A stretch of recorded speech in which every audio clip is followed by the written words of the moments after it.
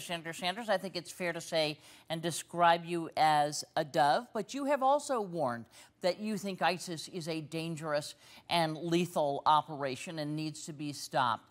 Tell me, as you look at what's happening now, and that is that while the air assaults continue and have some effect on their targets, they don't seem to be slowing ISIS in any way. What's your next move?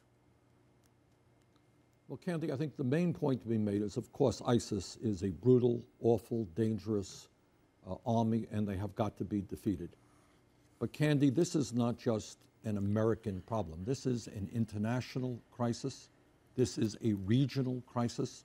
And I think the people of America are getting sick and tired of the world and the region, Saudi Arabia and the other countries, saying, hey, we don't have to do anything about it. The American taxpayer and American soldiers will do all the work for us. Most people don't know is that Saudi Arabia is the fourth largest defense spender in the world, more than the UK, more than France. They have an army which is probably 7 times larger than ISIS. They have a major air force. Their country is run by a royal family worth hundreds of billions of dollars. Sure, but they've shown no sign at all that they want to go in, and neither have the Jordanians, although they seem a little more interested, or the Turks.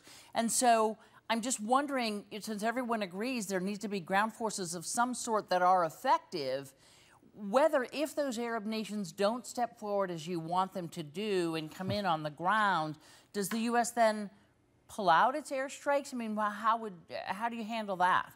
Well, here's the question that we have got to ask is, why are the nations in the region not more actively involved? Why don't they see this as a crisis situation? Here's the danger, Candy.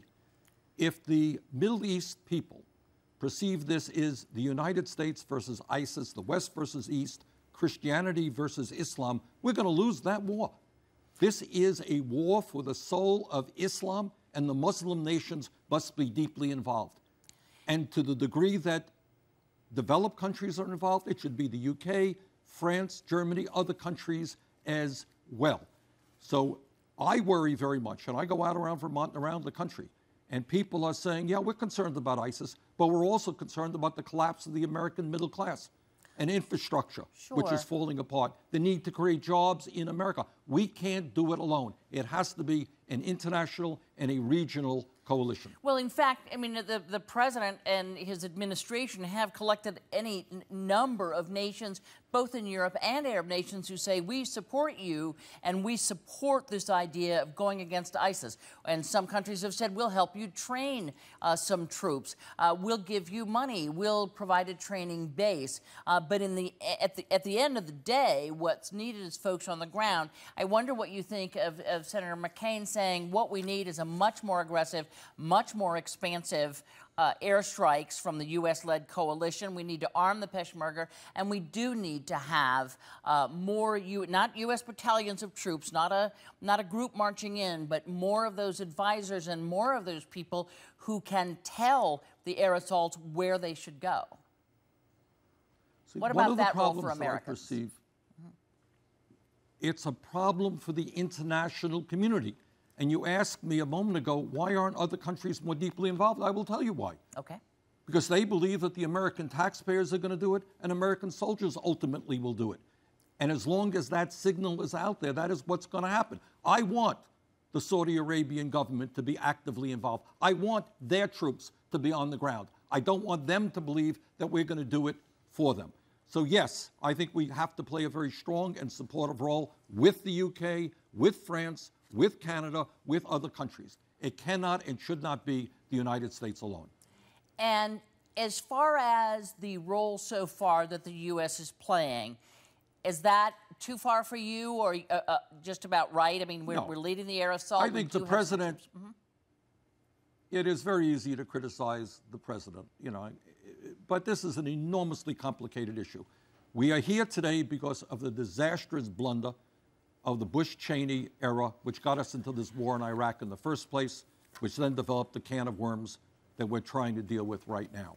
So I think, again, it has to be an international effort. I think the United States, along with other countries, have got to play an active role. ISIS is a terribly dangerous, organization.